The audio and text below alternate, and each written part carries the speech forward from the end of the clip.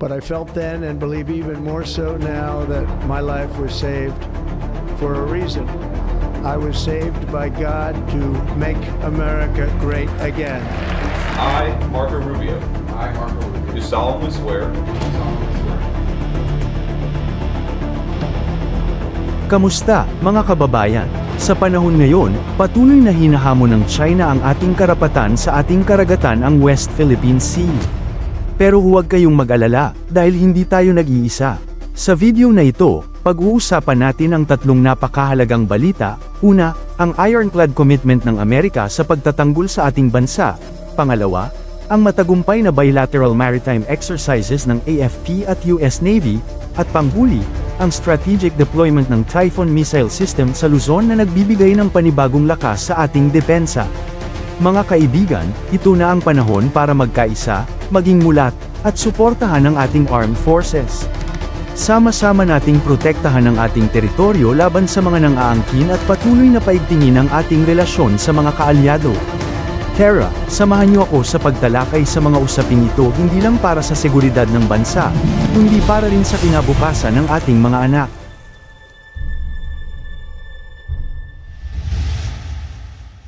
Mga kababayan, sa gitna ng patuloy na tensyon sa West Philippine Sea, nagbigay ng matinding pahayag si bagong US Secretary of State Marco Rubio.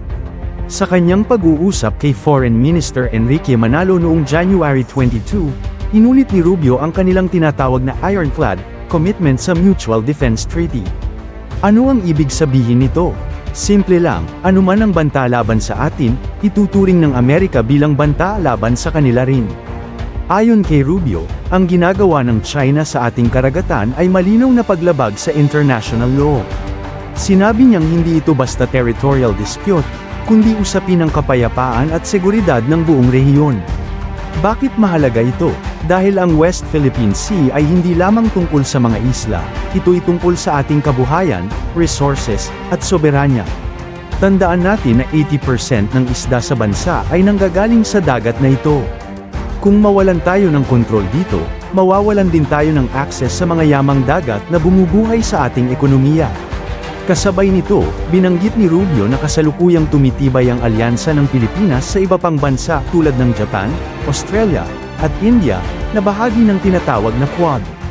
Sa harap ng lumalaking impluwensya ng China, nagkakaisa ang mga bansa upang masigurado na mananatiling bukas at malaya ang mga ruta ng kalakalan sa Indo-Pacific.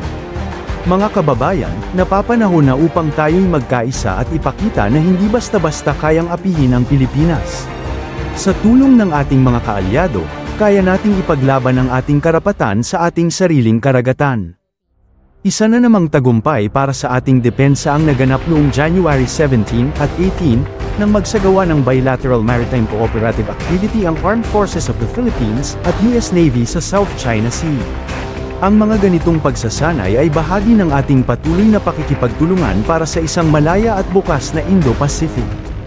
Kasama sa mga lumahok ang BRP Antonio Luna at BRP Andres Bonifacio mula sa Philippine Navy, at ang USS Carl Vinson Carrier Strike Group ng US Navy. Mga kababayan, ang Carl Vinson ay hindi ordinaryong barko. Ito ay isang Nimitz-class aircraft carrier na may dalang mga advanced fighter jets tulad ng F-35C Lightning II at F-A-18 Super Hornets. Ang ganitong klase ng pagsasanay ay hindi lang pagpapakita ng lakas kundi patunay na kaya nating makipagsabayan sa pinakamalalakas na hukbo sa mundo.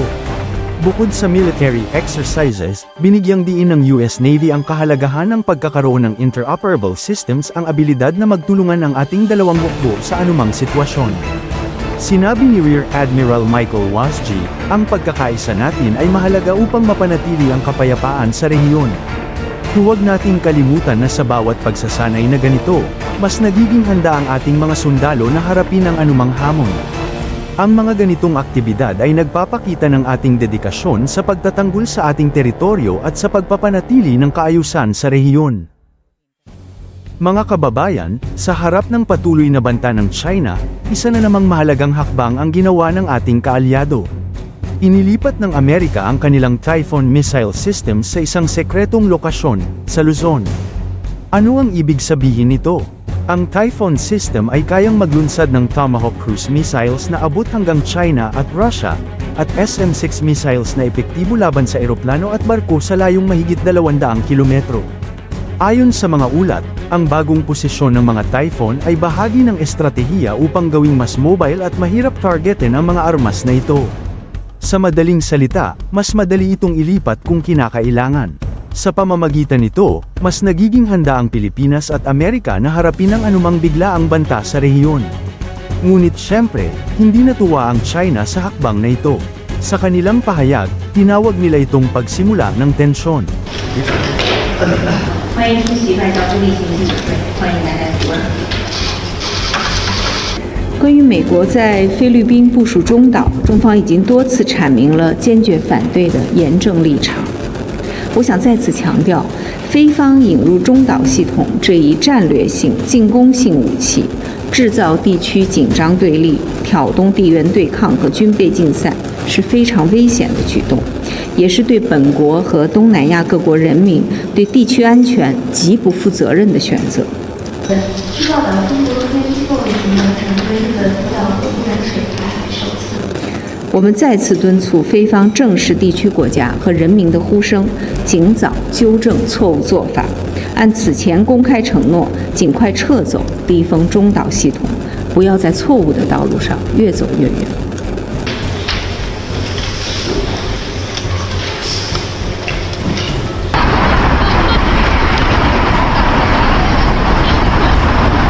Pero mga kababayan, ang deployment na ito ay hindi tungkol sa giyera.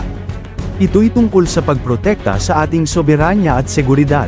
Ayon kay Commander Matthew Comer ng US Indo-Pacific Command, ang lahat ng aksyon ay koordinado sa gobyerno ng Pilipinas. Pinatunayan lamang nito na may respeto ang Amerika sa ating karapatan bilang host nation at partner. Mga kababayan, sa harap ng ganitong kalakihang hakbang, dapat natin suportahan ang ating mga lider na nagpapakita ng tapang at prinsipyo sa pagharap sa mga banta. Sama-sama nating ipakita sa mundo na ang Pilipinas ay hindi magpapasindak at handang ipaglaban ang kanyang teritoryo. Mga kaibigan, malinaw na ang laban para sa ating karagatan ay hindi lang laban ng iilang tao. Ito ay laban ng bawat Pilipino. Suportahan natin ang ating mga sundalo, alamin ang mga isyong ito, at ipahayag ang ating suporta sa pagtatanggol ng ating soberanya. Kung may opinyon kayo o suhestyon, ay comment nyo lang sa baba. At huwag kalimutang mag-subscribe sa Wow Philippine Defense para sa mga bago at makabuluhang updates. Magkaisa tayo, mga kababayan, para sa ating bayan. Mabuhay ang Pilipinas!